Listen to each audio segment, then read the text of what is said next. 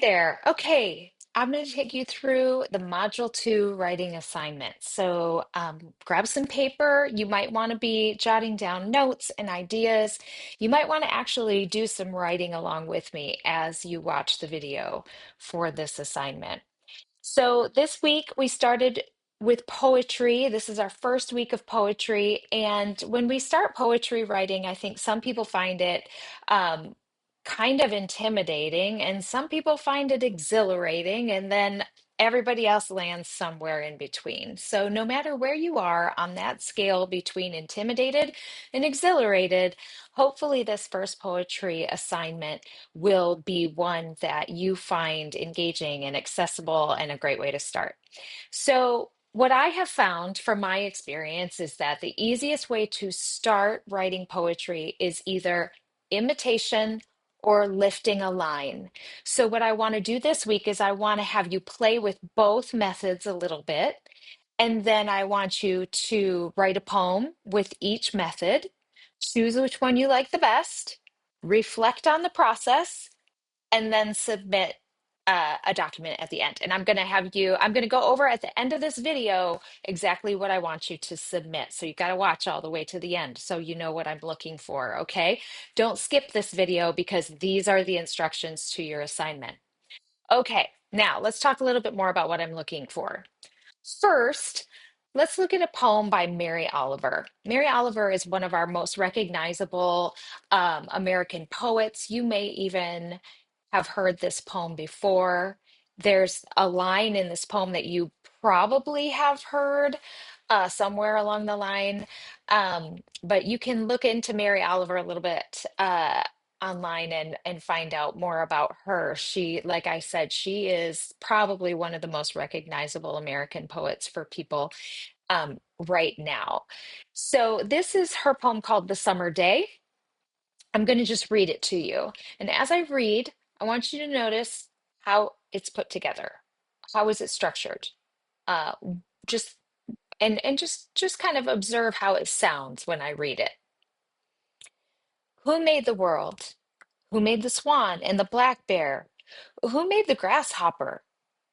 This grasshopper, I mean, this one who has flung herself out of the grass, the one who's eating sugar out of my hand, who's moving her jaws back and forth instead of up and down, who is gazing around with her enormous and complicated eyes. Now she lifts her pale forearms and thoroughly washes her face. Now she snaps her wings open and floats away. I don't know exactly what a prayer is.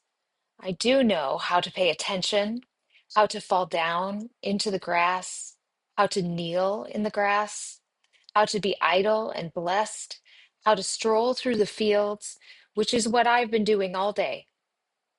Tell me, what else should I have done? Doesn't everything die at last and too soon? Tell me, what is it you plan to do with your one wild and precious life? Now, maybe you already recognized it, but those last two lines are ones that if you've heard any lines of this poem, those two are the ones that you've heard. Um, you kind of see these lines on signs in people's houses, that kind of a thing. You may even see them on signs in Hobby Lobby. I don't know if that's a good thing or a bad thing, but it still remains a beautiful poem. So, um, hopefully you maybe recognize that a little bit or not. So, what do I want you to do with this? Well, I want you to look first at kind of how it's structured. See how it's structured into four different sections? I want to go over those with you and look real closely at what she's doing in each one because the imitation option for the assignment is for you to imitate this poem. It's a very easy structure to imitate. You can do exactly what she's doing, but you can choose a different topic and you can build a poem around it. Okay, so this is assignment option number one. First, let's cover just the structure of this poem. If you look closely, her first three lines in that first stanza are three questions. She starts out broad, who made the world? And then she kind of comes in and she's like, who made the swan? Who made the black bear? Now we're getting specific about two different animals. Who made the grasshopper? Now she's getting very tiny. Like it's almost like she's talking about the whole world and then two specific animals. And then now this tiny insect. She's gone from broad to narrow. And see how these are all very specific items. Okay. The whole world, a swan, a black bear, and a grasshopper.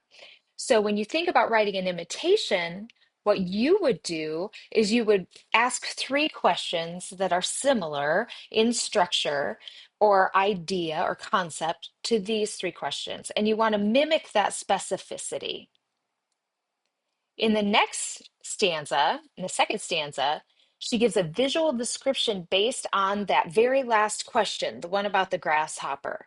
And then she says, this grasshopper, I mean, and now she's really honing in on that grasshopper, this specific one. And for this whole stanza of lines, she focuses on what this grasshopper is doing. And I almost imagine that she's standing there holding the grasshopper in her hand. She's got she's got sugar in her hand, and for some reason this grasshopper has landed there and is now eating sugar out of her hand. And so when we look at this stanza, we see a very specific moment by moment, step by step description of what's happening with that particular grasshopper. Now, if you're writing an imitation, again, you would hone in closely on that last question, the topic of that last question. Maybe yours is an animal. Maybe it's the cat that lives at your house. Maybe it's something else. Maybe it's the raven that's eating, or the crow that's eating your grapes in your front yard, like me. That's what I've got. I've got a whole flock of them that eat grapes from my grapevines, but that's a different story. It doesn't necessarily have to be an animal or an insect, but you do find that we do find that that works best for this assignment. In stanza three, something about that grasshopper leaps out to her and leads her to think about prayer. She makes a connection from that very concrete grasshopper to this broader idea of prayer. Now, here's where we kind of go into where you can kind of get in a little more philosophical with your ideas, and you can maybe think a little more broadly here, and you can take this any direction you want. Um, Something about that grasshopper leads her to think about prayer, maybe the shape of its legs. So she writes her thoughts about that. Now, when you write this imitation, I want you to follow that same progression of thought. Three questions, then a whole specific stanza on the topic of the last question, and then something deeper that that topic leads you to. And then fourth, she asks more questions at the end. She asks three more questions, and that's the ending of the poem. And that's what brings us to that final two lines where she gets really deep and says, tell me what it is you plan to do with your one wild and precious life. And it's just an incredible step by step movement from her basic thoughts when she went out for a walk outside down to this very philosophical and big question about what's life going to be? What is life going to be for you? So one option for this week is to write a poem that imitates that and imitates it in its structure. And if you need to, just pop right back through this video and watch that section again and look at each of the different sections and how she moves from one to the next thought wise, and try to mimic that, only using your own topic and recreating it in some way. Okay?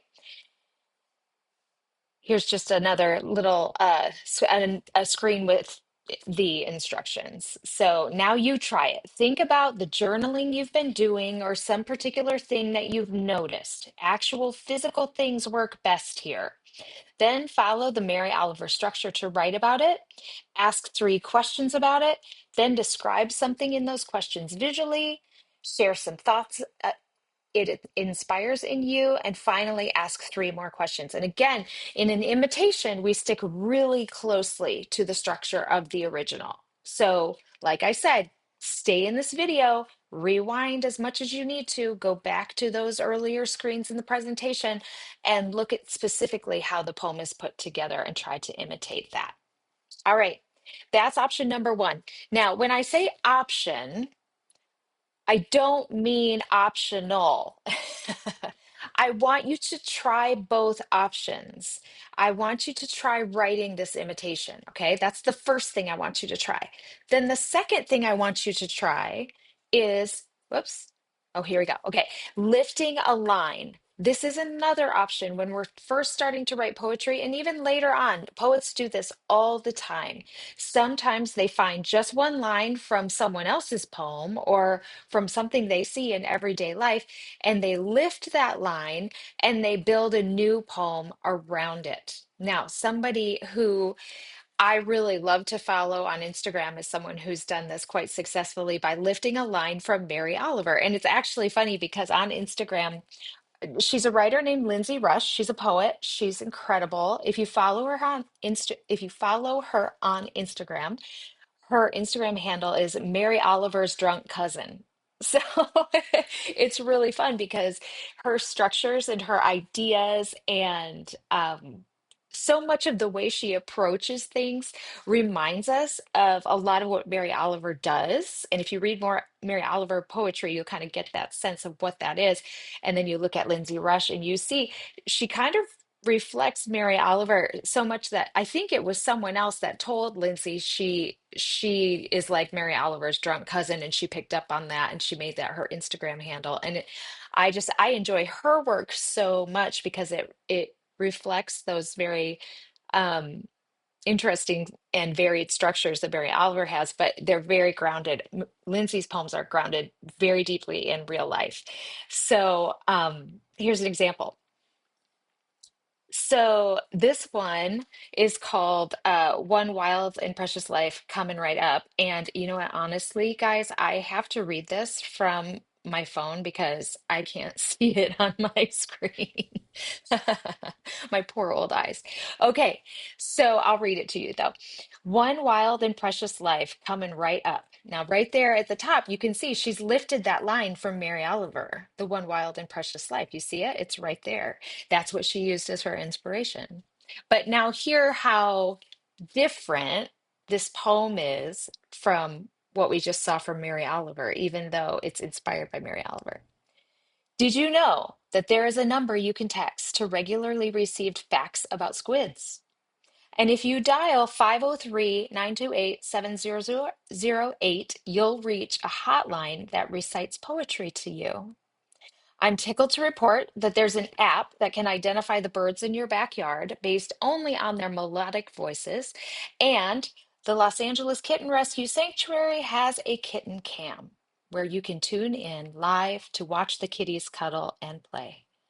I'm proud of us for trying to scrape together some joy, for clawing our way towards delight, taking a crack at glee, striving for a life that sounds a little something like a bird singing. Now, isn't that just beautiful in its own way, too?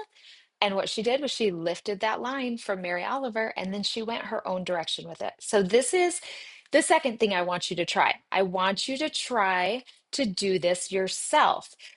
I want you to stick with the two poems here in the lesson. I want you to try lifting a line either from The Summer Day or from One Wild and Precious Life Coming Right Up. You may use the line anywhere in your poem. You can use it as the title. You can use it anywhere in the poem, but you have to use it somewhere. Um, Take the poem any direction you want. Form and length are totally up to you. There will be times when I give you instructions about exactly what form I want you to follow or how long I want it to be, but this is not one of those times. So now I want you to try writing a lift a line poem. So again, write an imitation poem, try writing a lift a line poem. Then, once you've tried both, and you've played with them both and kind of gotten them both to as good as you think you can do with the time that you have this week. Let's make that our standard. Get the best you can with the time you have this week. Now, here's what I want you to submit for the writing assignment. After you've tried writing an imitation poem and a lifted line poem, decide which one works better. Of the two that you've written, which do you think is working better? Sometimes that's not the one you like better. Just try to look at them objectively and think which of these is a better poem? Which of these went better for me? Okay? That poem is part is the first part of your submission. There's one more thing I want you to do. I want you to write a short reflection, just at least 100 words, so half a page. I want you to write a short reflection on this experience of writing these two poems. Why did you choose the one that you submitted over the other one? So you've chosen a favorite. Why did you choose that favorite? What led you to make that choice? What was the process like of writing both poems or if you want to focus on just writing this one you chose, you can do that too. Either way is fine. What went well and what was challenging? Here I'd really like to hear about both poems. What went well and what was challenging with the assignment? So when you submit your work for this assignment, you're going to actually turn in two things to me. You're going to turn in the poem that uh, you think is best of the two different ones you wrote, and then also your reflection on the experience based on the instructions here. So again, use this video as a reference for your instructions.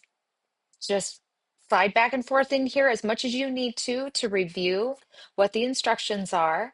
And I look forward to seeing what you come up with.